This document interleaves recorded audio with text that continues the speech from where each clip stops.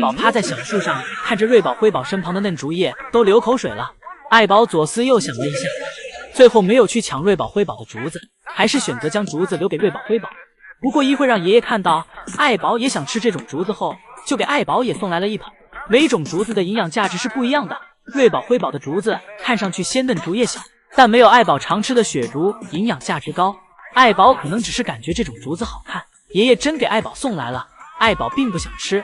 爱宝闻了一下就知道没有自己的雪竹好，而瑞宝、辉宝这里就不一样了，这样的小而茂密的竹叶会让姐妹俩有种被包裹的感觉，而且还好咀嚼。辉宝在树上一番折腾，给自己竹子弄到地上了。辉宝转身来抢姐姐的竹子，从姐姐手里抢来的竹子就是好吃，吃了2口，辉宝又不想吃了，小手一松又给竹子丢了。丢完自己手里的竹子，又起身继续抢姐姐的。辉宝永远都认为姐姐手里的竹子要比自己的竹子好吃，而这时刚好爱宝走了过来。爱宝看到了被扔在地上的竹子，爱宝最讨厌浪费食物。爱宝走到竹子边，给竹子捡了起来，将其吃掉了。而树上的辉宝吃着吃着吃困了，在树上给自己调整了个位置，睡觉之前还宠溺地看了一下姐姐，然后趴在小树上开始了睡觉。有姐姐陪在身边，辉宝睡得很踏实。下班将爷爷一喊，辉宝小腿倒腾的比谁都快。今天辉宝是宝家下班最积极的，爱宝紧跟其后，而瑞宝这里又难办了。瑞宝这里还没睡醒，依依低头一看，发现爱宝没回家，原来爱宝被关在门外了。爷爷是想让爱宝帮忙瑞宝一起。依依们秒懂爷爷的意思，等一下，辉宝也出来了。原来刚才辉宝也没跑进去，在跑进去的前一秒，爷爷给门关上了。一家人就是要整整齐齐，回家就一起回，一个也不能落下。这次叫瑞宝下班的任务，爷爷交给了爱宝和辉宝。爱宝和辉宝分工明确，爱宝在通道门口等待着，不断给奶爸敲门，而辉宝这里爬上了小亭子，在小亭子上跑了一圈，给树上的瑞宝吵醒了。这时刚好爷爷也给打开了，辉宝看到通道门再次打开，加大马力一溜烟就跑回家了。瑞宝睁着那黑曜石般的眼睛，趴在小树上思考着。瑞宝需要在树上缓一缓才行，但是缓着缓着，瑞宝的小眼睛又迷离起来了。而隔壁乐宝这里也不再继续等了，丝滑的溜下木架，快步跑回了家。别人都回家了，瑞宝独睡在室内园区，这和那天睡在室外还是有区别的。在室内毕竟有恒温空调，瑞宝不会睡冷，不会感冒，就是又要麻烦宝家今天在班的14名饲养员陪着瑞宝再多加会班，不然人多了就容易分不清谁是谁。爱宝又揍错人了，早上一出门，瑞宝的反骨就上来了，追在爱宝屁股后面，不断的咬妈妈，一会儿咬妈妈的脚丫，一会儿咬妈妈的后背。瑞宝此时还没有触发爱宝生气的点，所以爱宝对瑞宝的小动作并没有在意。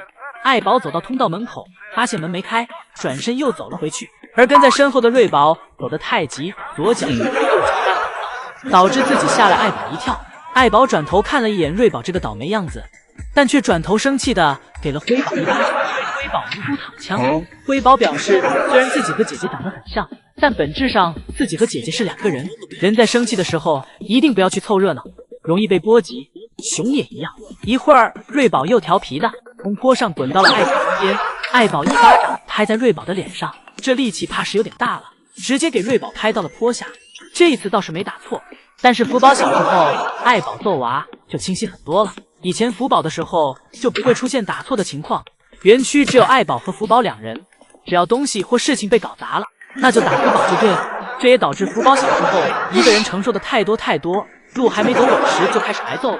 不过爱宝从来没有揍错过，不只是因为福宝是自己不会搞错对象，更是因为福宝小时候每顿揍，姨姨们都能帮他找到原因。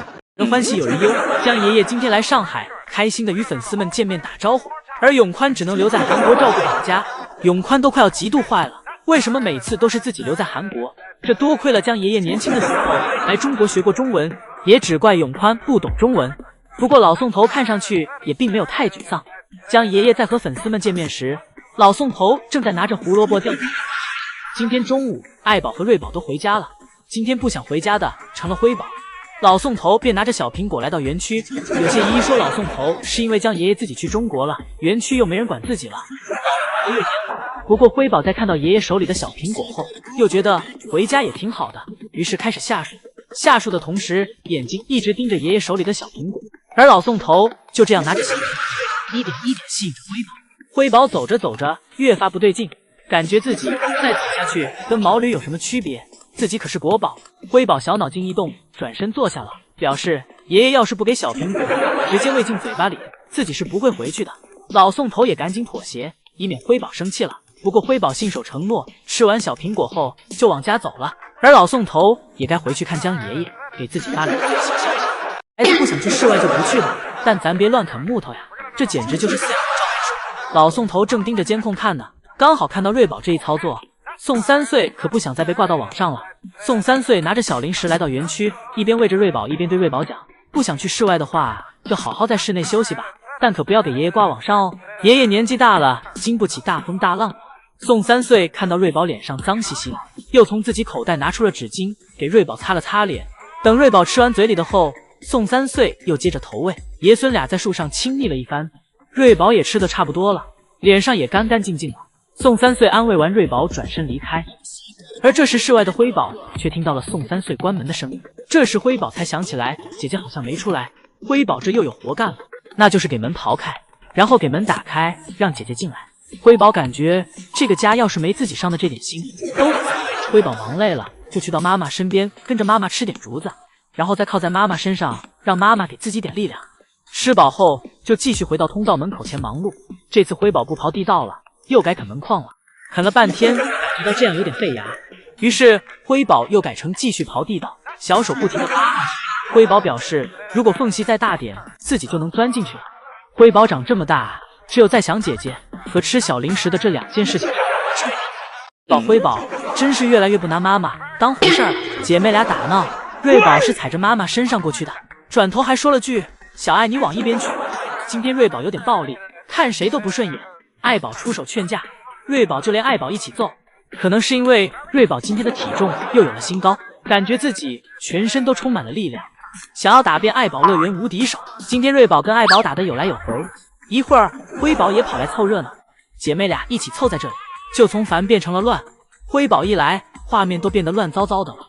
一会儿姐妹俩回家时，也没让老宋头省心，姐妹俩蹲在通道门口，迟迟不往里走，看给老宋头愁的眉头紧皱。以前说辉宝是自己从没见过的熊，真是对瑞宝的认知错误。因为现在瑞宝的调皮和辉宝不分上下，2只淘气的不要不要的熊。4年过去，老宋头的头顶肯定要和江爷爷头顶一样秃了。老宋头看姐妹俩磨磨唧唧的不回去，索性直接给通道门关上了。不回去，那就在外面吧。一会儿等回到家后，姐妹俩更没让人省心。辉宝给自己倒吊在了小树上，都是技术活，姨姨们可不要模仿。辉宝给自己来了个引体向上，辉宝这核心能力吊打同界里所有大熊猫，再加上他老爹那单臂大回旋的基因，辉宝真是强的可怕。辉宝做了2个引体向上后，轻松爬回小树。姐妹俩这一天天的，真是没有能让饲养员们省心的时候。